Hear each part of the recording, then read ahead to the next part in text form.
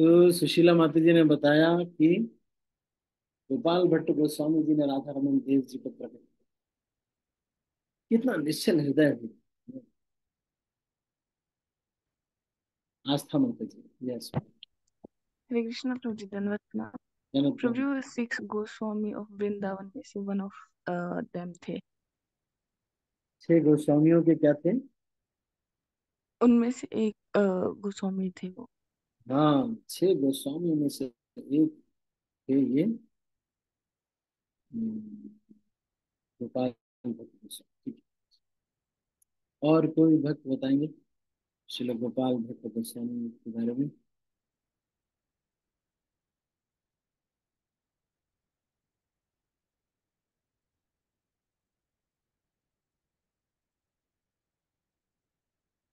बाकी भक्तों को सबको पता होगा, कुछ ना कुछ तो पता ही होगा।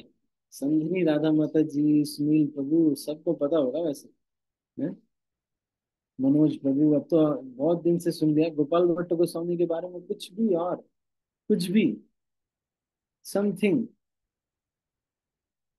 आज उनकी कृपा प्राप्त करेंगे। कुछ भी नहीं। चलो मैं पढ़ रहा हूँ ना, ठीक है, आप ध्यान से सुनना। श्रील गोपाल भट्ट गोस्वामी की जय।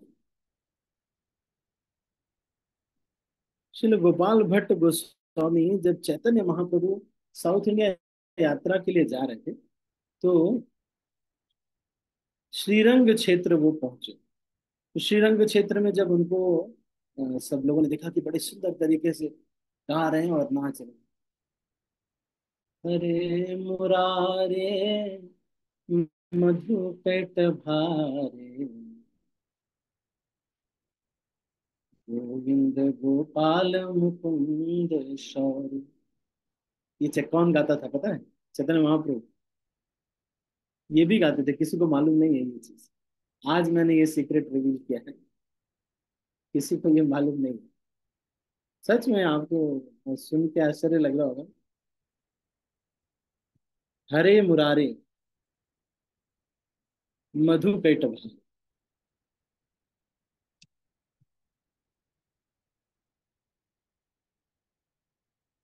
ये किसने किसने वो किया है?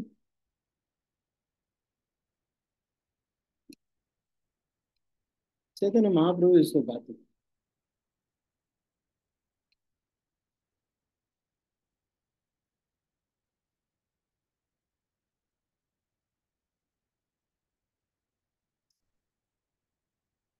हरे मुरारे मधु पेट भारे, गोपाल गोविंद मुकुंद शौर्य, यज्ञेश नारायण कृष्ण विष्णु, निराश्रय माम जगदीश रक्ष। कि हे भगवान, अब मेरा कोई आश्रय नहीं रह गया। हे भगवान, मेरा कोई आश्रय नहीं रह गया। सबका सेवा किया मैंने, सबका सेवा करके करके मैं इतना समय सेवा किया, सब लोगों ने मुझे छोड़ दिया। अब आपके अलावा मेरा कोई है नहीं। बहुत सेवा करते करते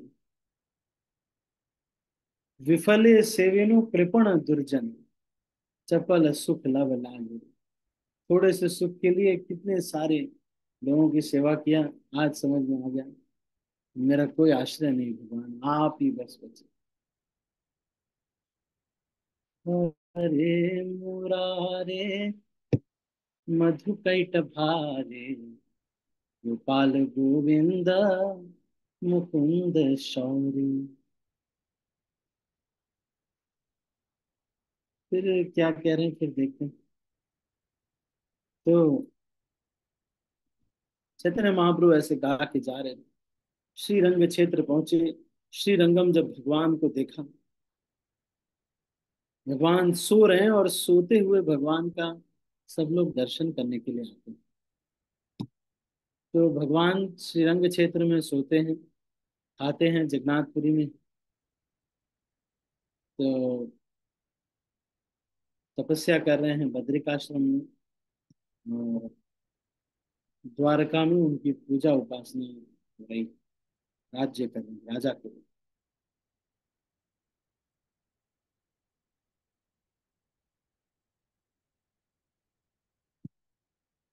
तो भगवान रंगनाथ का बहुत सारे लोग दर्शन करने के लिए आते थे,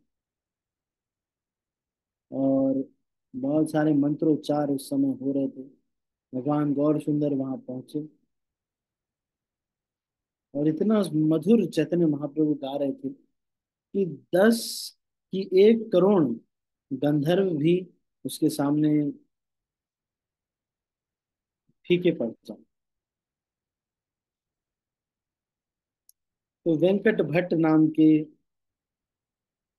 एक व्यक्ति थे, जिन्होंने श्री चैतन्य महाप्रभु को आमंत्रित किया कि आप आइए हमारे घर पे और प्रसाद लीजिए, भिक्षा लीजिए।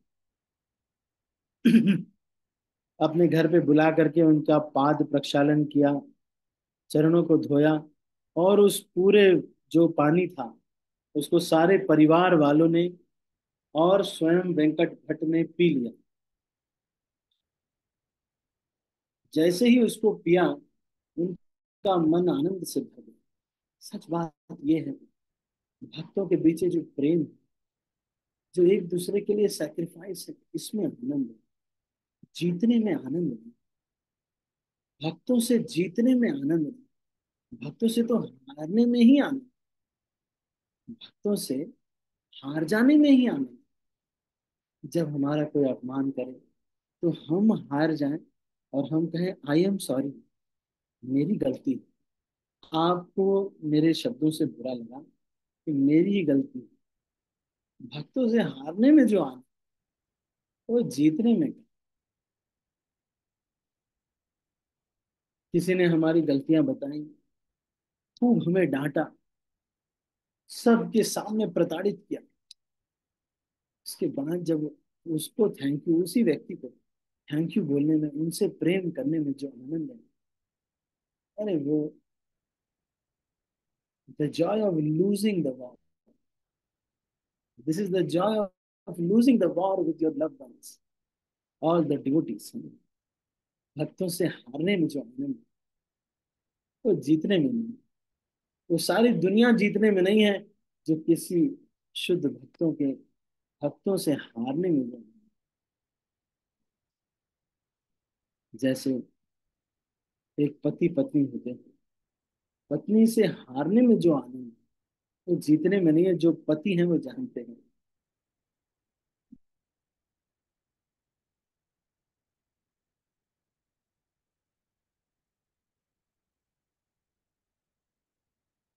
वैसे ये शास्त्रों में भी लिखा हुआ है, मैं बड़े कॉन्फिडेंस से बोल रहा हूँ।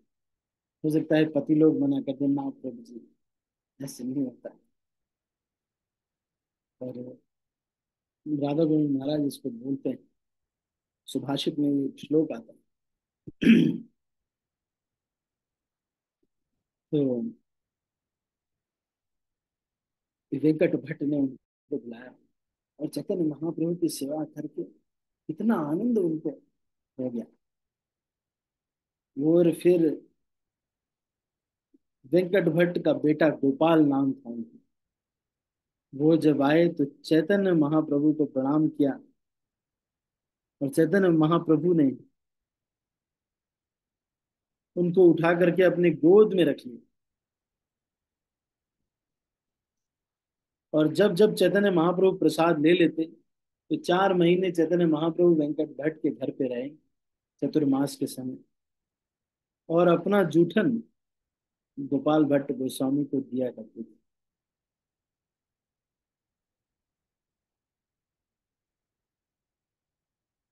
तो ये जो तरीका है, इससे हम आचार्य बनते हैं। किसी भक्त के, किसी शुद्ध भक्त के प्रेमी भक्त बन करके हम, किसी शुद्ध भक्त का प्रेम प्राप्त करके हम आचार्य बनते हैं। किसी भगवान कृष्ण का शुद्ध अनुकंपा प्राप्त करके हम आचार्य बनते हैं। ना कि हम शास्त्रों को पढ़ के आचार्य बनते हैं, ना कि हम बहुत बड़े जंग जीत करके आचार्य बनते हैं। आचार्य कोई व्यक्ति कैसे बनता है, जब उसको किसी अपने जो वरिष्ठ जो वैष्णव है उनसे बहुत प्रेम है, जो अपने जो जो हमको गाइड कर रहे हैं, अपने जो ऊपर है, उनसे जब हमको प्रेम हो जाता है, या फिर जो जो दीक्षा ले चुके हैं, उनके लिए जो भी गुरु हैं उनको पसंद होता है।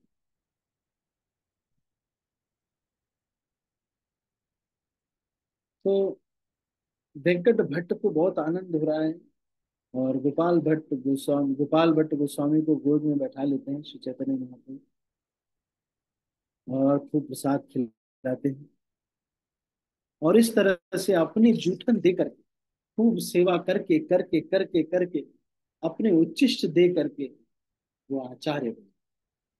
स्कॉलरशिप की वजह से तो ऐसे ही बोला जाता है। फिर चैतन्य महाप्रभु ने कहा कि क्योंकि तुम्हारे जो माता पिता हैं वो भक्त हैं, इसलिए तुम इनकी सेवा करो, और जब ये शरीर छोड़ दें उसके बाद तुम वृंदावन जा करके भजन करो। गोपाल भट्ट गोस्वामी तब तक उनके प्रबोधानंद जो आचार्य, जो अंकल थे, चाचा थे, उन्होंने सब कुछ उनको सिखा दिया था।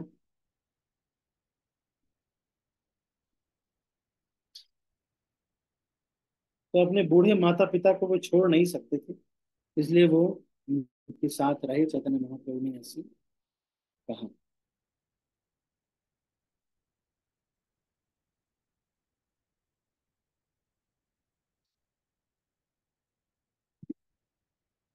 30 साल के जब गोपाल हुए तो वो वृंदावन आ गए,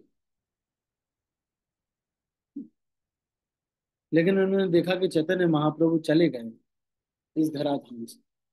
तो रूप गोस्वामी और सनातन गोस्वामी को देख करके रोने लगे, और फिर उन्हीं के आश्रय में आ गए।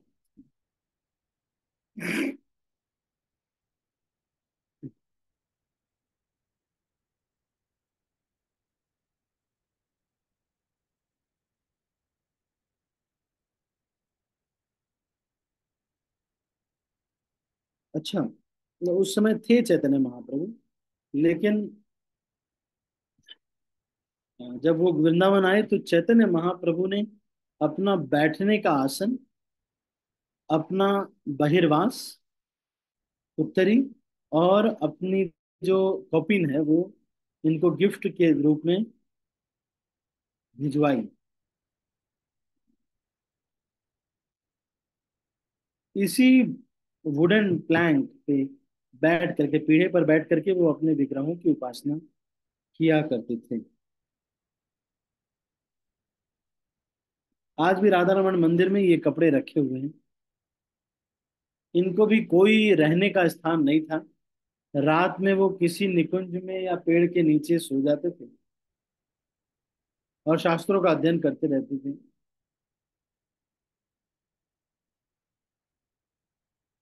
हम्म।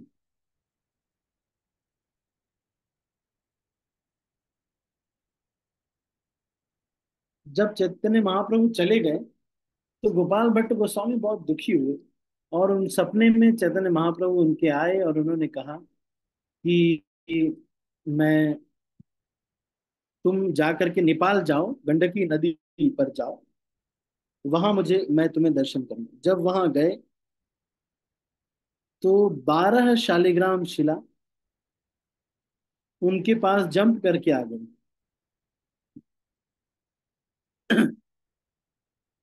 फिर उनको लेकर के वो आ गए। एक समय एक बहुत ही धनाढ्य सेठ ने उनको बहुत सारा कपड़े दिए, गहने दिए। तो श्री चैतन्य गोपाल भट्ट गोस्वामी ने भगवान से प्रार्थना की, और नरसिंह शिला उसमें से एक थी, जिसमें से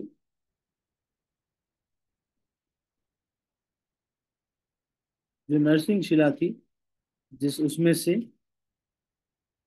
राधा रमन देव जी प्रकट हुए। अच्छा, दामोदर शिला, जो दामोदर शिला थी वो, इसीलिए पीछे उनके शालिग्राम बने हुए हैं, आप देखेंगे कभी। दामर शिला जो है वो फिर राधा रमन देव के रूप में प्रकट हो गई, ताकि उनको पहना सकें और उपासना कर सकें। ठीक है। बाद में इस विग्रह का नाम पड़ा राधा रमन देव जी। ये एक ही विग्रह है जो कि इस समय वृंदावन में है, और जो कि वृंदावन छोड़ के नहीं गए। तो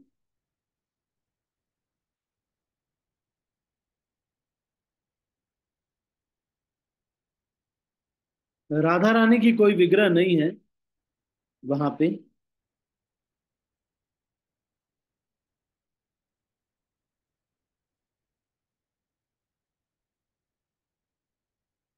तो ये जो राधा रमन जी के बगल में राधा रानी का विग्रह नहीं है, आजकल कोई रख देते हैं कभी कभी। और शालिग्राम इनके पीठ पे दिखते हैं।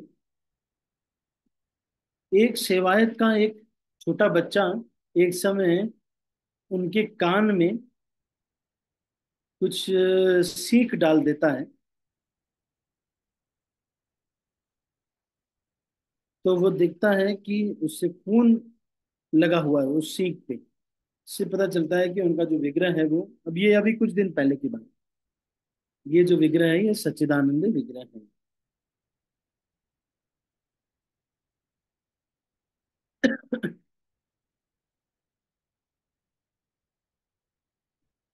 स्नान यात्रा जब होती है उस दिन ये राधा रमन देव जी भी स्नान करते हैं।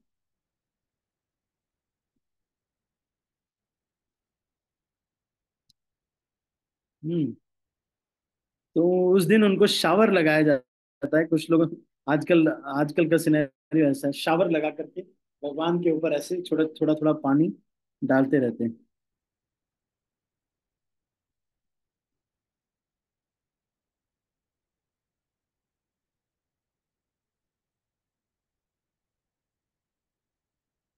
ठीक है। तो आगे क्या बता रहे हैं, वंश शिला गोपाल भट्ट गोस्वामी वेंट टू हरिद्वार। तो एक समय हरिद्वार गए।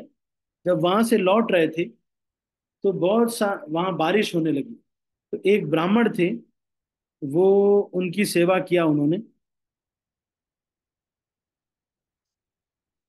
तो गोपाल भट्ट गोस्वामी ने उनको कहा कि तुम्हें एक पुत्र प्राप्त होगा जो कि भगवान का शुद्ध भक्त होगा।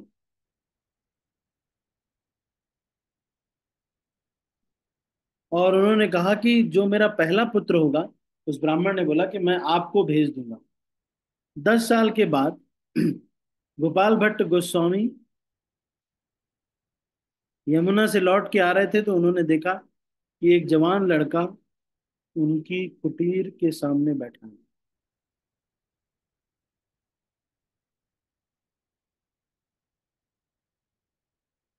हम्म।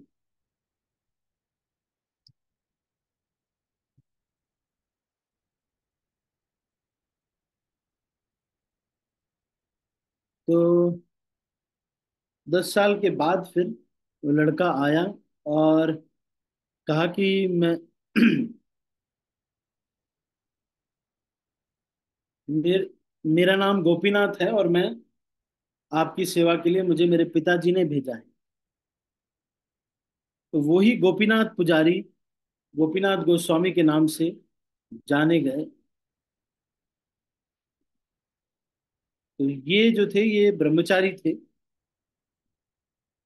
इन्हीं के इनके छोटे भाई हैं दामोदर दास, वो गोपीनाथ से दीक्षा लिया उन्होंने। हम्म।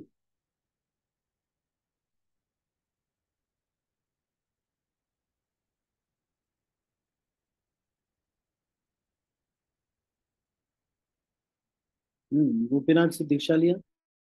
फिर उसके बाद कभी कभी जब चैतन्य महाप्रभु का विरह गोपाल भट्ट गोस्वामी को सताता, तो राधा रमन देव जी कभी कभी चैतन्य महाप्रभु के रूप में आ जाते। तो श्रीनिवास आचार्य को इन्होंने ही दीक्षा दिया था। श्रीनिवास आचार्य स्वयं चैतन्य महाप्रभु ही है। जो कि श्रीनिवास आचार्य के रूप में उनका एक अंश आते हैं। ये शास्त्रों में बहुत पढ़े लिखे थे।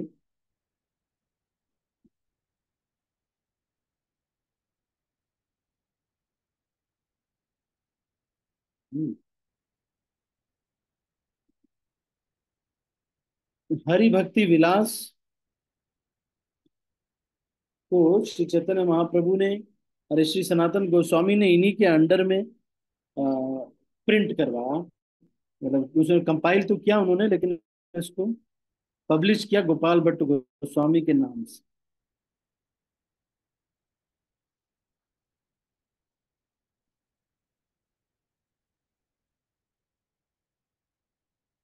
तो गोपाल भट्ट गोस्वामी गुण मंजरी के रूप में गौड़ गणेश देश दीपिका में लिखा हुआ है, ब्रजलीला में वो विद्यमान है। ठीक है, तो ये गोपाल भट्ट गोस्वामी के बारे में थोड़ा हमने चर्चा की, तो अभी हम इसको यहीं पर समाप्त करते हैं। आप सभी भक्तों का